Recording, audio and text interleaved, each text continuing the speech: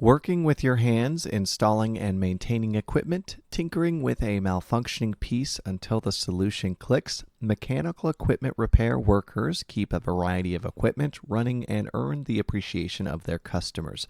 Mechanical door repairers work on garage doors, automatic door mechanisms, and hydraulic doors. They install door frames and rails or rollers, as well as electric door openers and closers. They drive to job sites, generally outdoors, complete work orders, and collect payment from customers.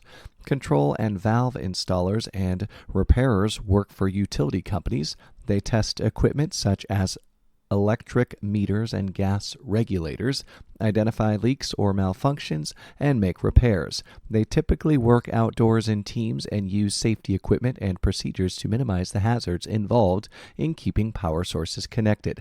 Home appliance repairers repair all types of electric or gas appliances such as refrigerators, washers, dryers, and ovens. They drive to different job sites daily and work indoors, often in cramped, awkward workspaces. In addition to skills with hand and power tools, these repair workers rely on communication skills every day to interact with customers and coworkers.